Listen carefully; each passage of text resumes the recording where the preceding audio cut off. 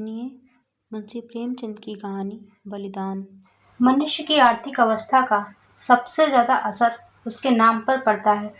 मौजे बेला के मगरू ठाकुर जब से कांस्टेबल हो गए हैं, इनका नाम मंगल सिंह हो गया है। अब उन्हें कोई मंगरू कहने का साहस नहीं कर सकता। कल्लू अहिर ने जब से हल्के के थानेदार साहब से मित्रता कर ली है और गांव का मुखिया हो गया है, उसका नाम कालिकादीन हो गया है। अब उसे कल्लू कहे तो आंखें लाल पीली करता है। इसी प्रकार हरकचंद कुर्मी अब हरकू हो गया है। आज से 20 साल पहले उसके यहाँ शक्कर बनती थी, कई हल्की खेती होती थी और कारोबार खूब फला हुआ था। लेकिन विदेशी शक्कर की आमदनी ने उसे मटिया मेट कर दिया।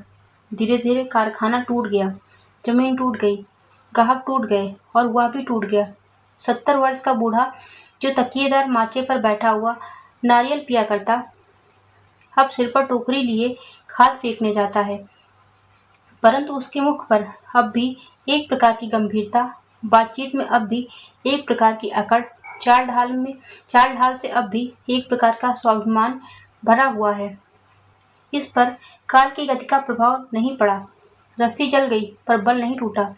भले दिन मनुष्य के चरित्र पर सदैव के लिए अपना चिन्ह छोड़ जाते हैं।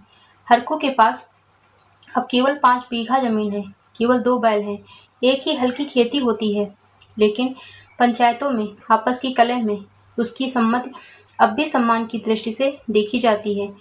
वह जो बात कहता है बेलाग कहता है और गांव के अनपढ़े उसके सामने मुंह नहीं खोल सकते। हरकू ने अपने जीवन में कभी दवा नहीं खाई थी। वह बीमार जरूर पड़ता, कुंवार मास में मलेरिया से कभी न बचता था, लेकिन 10-5 दिन में वह बिना दवा खाए ही चंगा हो जाता था। इस वर्ष कार्तिक में बीमार पड़ा और यह समझकर कि अच्छा तो हो ही जाऊंगा, उसने कुछ परवाह न की। परंतु अब की ज्वर मौत का परवाना लेकर चला था। 1 सप्ताह बीता, दूसरा सप्ताह बीता, पूरा महीना बीत गया, पर हरकू चारपाई से न उठा। अब उसे दवा की जरूरत मालूम हुई। उसका लड़का गिरधारी कभी नीम की सीखें पिलाता, कभी गुर्ज का सत, कभी गुदा पूर्णा की जड़। पर इन औषधियों से कोई फायदा न होता था। हरकू को विश्वास हो गया कि अब संसार से चलने के दिन आ गए। एक दिन मंगल सिंह उसे देखने गए।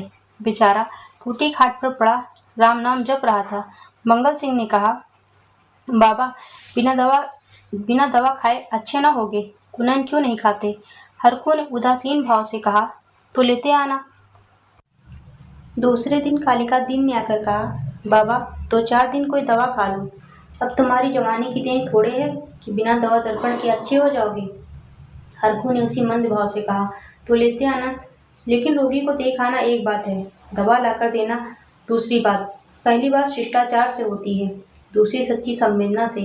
न मंगल सिंह ने खबर ली, न कालिकादीन ने, न किसी तीसरे ही ने। हरकू दालान में खाट पर पड़ा रहता। मंगल सिंह कभी नजर आ जाते तो कहता, भैया वह दवा नहीं लाए। मंगल सिंह कतरा कर निकल जाते।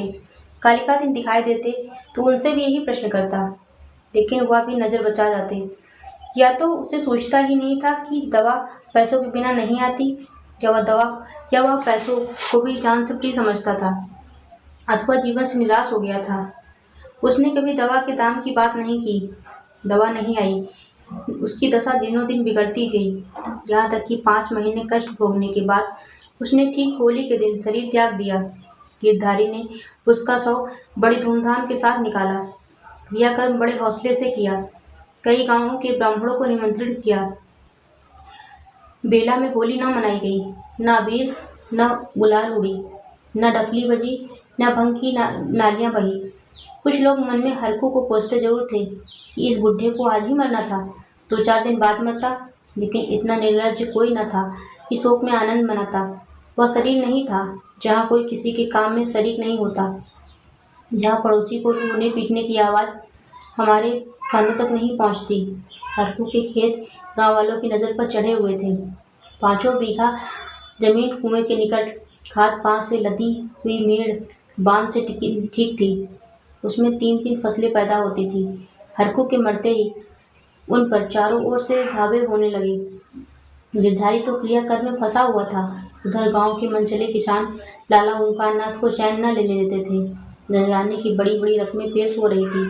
कोई साल भर का लगान देने को तैयार था, कोई नजराने की दूनी रकम का दस्तावेज लिखने पर तुला हुआ था। लेकिन ओमकारनाथ सबको टालते रहते थे। उनका विचार था कि गिरधारी के बाप ने खेतों को 20 वर्ष तक जोता है, इसलिए गिरधारी का हक सबसे ज्यादा है। वह अगर दूसरों से कम भी नजराना दे तो खेत उसी को देने चाहिए। अस्तु जब गिरधारी क्रियाकर्म से निवृत्त हो गया और उससे पूछा, खेती के बारे में क्या कहते हो? गिरधारी ने रोकर कहा, सरकार, उन्हीं खेतों का ही तो आसरा है, जोतूंगा नहीं तो क्या करूंगा? ओमकारनाथ, नहीं, जरूर जोतो, खेत तुम्हारे हैं, मैं तुमसे छोड़ने को नहीं कहता। हरखू ने उसे 20 साल तक जोता, उन पर तुम्हारा हक है। लेकिन तुम देखते हो अब जमीन की दर कितनी बढ़ गई है। तुम 8 रुपए बीघे पर जोतते थे, मुझे 10 रुपए मिल रहे हैं, और नजरानी के 100 अलग। तुम्हारे साथ रियासत करके लगान वही रखता हूँ, पर नजरानी के रुपए तुम्हें देने पड़ेंगे। गिरधारी, सरकार, मेरे घर में तो इस समय रोटियों का भी ठिकाना नहीं है, इतने रुपए कहाँ से लाऊंगा? जो कुछ जमा पूंजी थी दादा के काम में उठ गई, अनाज खलिहान में है, लेकिन दादा के बीमार हो जाने से उपज भी अच्छी नहीं हुई, रुपए कहाँ से लाऊं? ओमकारनाथ, यह सच है, लेकिन मैं इससे ज्यादा रियासत नहीं कर सकता।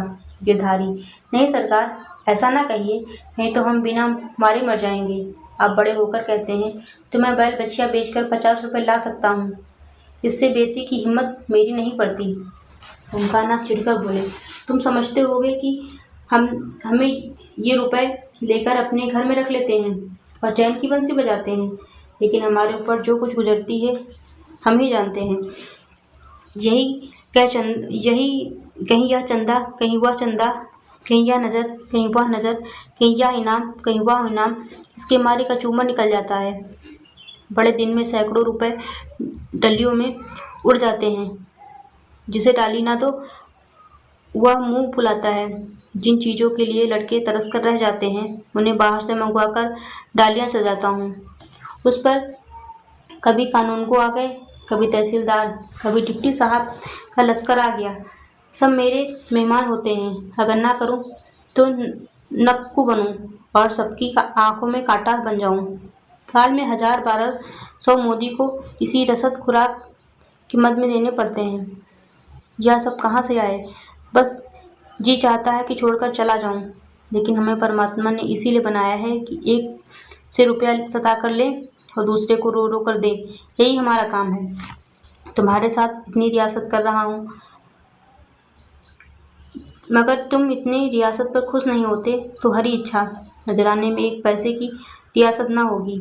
अगर 1 हफ्ते के अंदर रुपए दाखिल करोगे तो खेत जोतने पाओगे, नहीं तो नहीं, मैं कोई दूसरा प्रबंध कर लूँगा। लेकिन सुभागी, जो चुपचाप बैठने वाली स्त्री न थी, वह क्रोध से भरी हुई कालिकादीन के घर गई और उसकी स्त्री को खूब लतेड़ा। कल का पानी आज का सेठ, खेत जोतने चले हैं, देखें कौन मेरे खेत में हल ले जाता है। अपना और उसका लोगो एक कर दूं। पड़ोसिया ने उसका पक्ष लिया तो क्या गरीबों को कुचलते फिरेंगे? सुभागी ने समझा, मैंने मैदान मार लिया। उसका चित्त बहुत शांत हो गया, किंतु वही वायु जो पानी से लहरें पैदा करती है, वृक्षों की जड़ों को उजाड़ डालती है। सुभागी तो पड़ोसियों की पंचायत में अपने दुखड़े रोती और कालिकादीन की स्त्री से छेड़छाड़ लड़ती। इधर गिरधारी अपने द्वार पर बैठा हुआ सोचता, अब मेरा क्या हाल होगा? अब यह जीवन कैसे कटेगा? ये लड़के किसके द्वार पर जाएंगे? मजदूरी का विचार करते ही उसका हृदय व्याकुल हो जाता। इतने दिनों तक स्वाधीनता और सम्मान को सुख भोगने के बाद अधम चाकरी की शरण लेने के बदले वह मर जाना अच्छा समझता था। वह अब तक गृहस्थ था। उसकी गणना गांव के भले आदमियों में थी। उसे गांव के मामले में बोलने का अधिकार था। उसके घर में धन न था, पर मान था। नाई, कुम्हार, पुरोहित, भाट, चौकीदार, ये सब उसका मुंह ताकते थे। अब यह मर्यादा कहाँ? अब कौन उसकी बात पूछेगा? कौन उसके द्वार पर आएगा? अब उसे किसी के बराबर बैठने का, किसी के बीच में बोलने का हक नहीं रहा। अब उसे पेट के लिए दूसरों की गुलामी करनी पड़ेगी। अब पहर रात रहे, कौन बेलों को नान में लगाएगा? वह दिन अब कहाँ? वह गीत गाकर हल चलाता था। चोटी का पसीना एड़ी तक आता था, पर जरा भी थकावट न आती थी। अपने लहलहाते हुए खेतों को देखकर फूला न समाता था। खलिहान में अनाज का ढेर सामने रखे हुए अपने को राजा समझता था। अब अनाज को टोकरी भर भर कर कौन लाएगा? अब खेती कहाँ, बखार कहाँ? यही सोचते सोचते गिरधारी की आंखों से आंसू की झड़ी लग जाती थी। गांव के 2-4 सज्जन जो कालिका दीन से जलते थे, कभी कभी गिरधारी को तसल्ली देने आया करते थे, पर वह उनसे भी खुलकर न बोलता। उसे मालूम होता था कि मैं सबकी नज़रों में गिर गया हूँ। अगर कोई समझाता था कि तुमने क्रियाकर्म में व्यर्थ इतने रुपए उड़ा दिए तो उसे बहुत दुख होता। वह अपने उस काम पर जरा भी न पछताता। मेरे भाग्य में जो कुछ लिखा है वह होगा। पर दादा के ऋण से तो उऋण हो गया। उन्होंने अपनी जिंदगी में 4 को खिलाकर खाया, क्या मरने के पीछे उन्हें पिंडे पानी को तरसा था? इस प्रकार 3 मास बीत गए और आषाढ़ आ पहुंचा। आकाश की घटाएं आई, पानी गिरा, किसान हल जुए ठीक करने लगे, बढ़ई खेतों की मरम्मत करने लगा। गिरधारी पागल की तरह कभी घर के भीतर जाता, कभी बाहर जाता, अपने हलों को निकाल देखता। इसकी मुठिया टूट गई है, इसकी फाल ढीली हो गई है, जुए में सैला नहीं है। देखते देखते वह एक क्षण अपने को भूल गया। दौड़ा हुआ बढ़ाई के यहाँ गया और बोला, रज्जू, मेरे हाल भी बिगड़े हुए हैं, चलो मेरे हाल भी बिगड़े हुए हैं, चलो बना दो। रज्जू ने उसकी ओर करुण भाव से देखा और अपना काम करने लगा। गिरधारी को होश आ गया, नींद से चौंक पड़ा, ग्लान से उसका सिर झुक गया, आंखें भर आई, चुपचाप घर चला आया। गांव में चारों ओर हलचल मची हुई थी। कोई सच के बीज खोजता फिरता था, कोई जमींदार के चौपाल से धान के बीज लिए आता था। कहीं सलाह होती इस खेत में क्या बोना चाहिए। गिरधारी ये बात सुनता और जलहीन मछली की तरह तड़पता था। एक दिन संध्या समय गिरधारी खड़ा हो अपने पहले को खुजला रहा था कि मंगल सिंह आए और इधर उधर की बातें करके बोले, गोई को बांधकर कब तक खिलाओगे, निकाल क्यों नहीं देते? गिरधारी ने मलिन भाव से कहा, हाँ, कोई गाहक आए तो निकाल दूं। मंगल सिंह, एक गाहक तो हम ही हैं, हमें को दे दो। गिरधारी अभी कुछ उत्तर न देने पाया था कि तुलसी बनिया आया और गरज कर बोला, गिरधारी, तुम्हें रुपए देने हैं कि नहीं? वैसा कहो, 3 महीने से हील हवाला करते चले आए हो, अब कौन खेती करते हो कि तुम्हारी फसल को अंगोरे बैठ रहे हैं। गिरधारी ने दीनता से कहा, साह, जैसे इतने दिन माने हो, आज और मान जाओ, कल तुम्हारी एक एक कौड़ी चुका दूंगा। मंगल और तुलसी के इशारों से बात की और तुलसी भुनभुनाता हुआ चला गया। तब गिरधारी मंगल सिंह से बोला, तुम इन्हें ले लो तो घर में ही रह जाएं, कभी कभी आँख से दिया देख तो लिया करूँगा। मंगल सिंह, अभी तो कोई ऐसा काम नहीं, लेकिन घर पर सलाह करूँगा। गिरधारी, मुझे तुलसी के रुपए देने हैं, नहीं तो खिलाने को तो भूसा है। मंगल सिंह, वह बड़ा बदमाश है, कहीं नालिश ना कर दे। सरल हृदय गिरधारी धमकी में आ गया। कार्य कुशल मंगल सिंह को सौदा करने का अच्छा सौ अवसर मिला। 80 रुपए की जोड़ी 60 रुपए में ठीक कर ली। गिरधारी ने अब तक बैलों को न जाने किस आशा से बांधकर खिलाया था, आज आशा का वह कल्पित सूत्र भी टूट गया। मंगल सिंह गिरधारी की खाट पर बैठे रुपए गिन रहे थे और गिरधारी बैलों के पास विषाद में नेत्रों से उसके मुंह की ओर ताक रहा था। आह, ये मेरे खेतों के कमाने वाले, मेरे जीवन के आधार, मेरे अन्नदाता, मेरी मान मर्यादा की रक्षा करने वाले, जिनके लिए पहर रात से उठकर झाटी काटता था, जिनके खली दाने की चिंता अपने खाने से ज़्यादा रहती थी, जिनके लिए सारा दिन भर हरियाली उजाड़ा करता था। ये मेरी आशा के 2 आंखें, मेरे इरादे के 2 तारे, मेरे अच्छे दिनों के 2 चिन्ह, मेरे 2 हाथ अब मुझसे विदा हो रहे हैं। जब मंगल सिंह ने रुपए गिनकर रख दिए और बैलों को ले चले, तब गिरधारी उनके कंधों पर सिर रखकर खूब फूट फूट कर रोया, जैसे कन्या मायके से विदा होते समय माँ बाप के पैरों को नहीं छोड़ती। उसी तरह गिरधारी इन बैलों को न छोड़ता था। दुर्भागी भी दलान में पड़ी रो रही थी और छोटा लड़का मंगल सिंह को एक बांस की छड़ी से मार रहा था। रात को गिरधारी ने कुछ नहीं खाया, चारपाई पर पड़ा रहा। प्रातःकाल सुभागी चिलम भरकर ले आई तो वह चारपाई पर न था। उसने समझा कहीं गए होंगे, लेकिन जब 2-3 घड़ी 3 चढ़ आया और वह न लौटा तो उसने रोना धोना शुरू किया।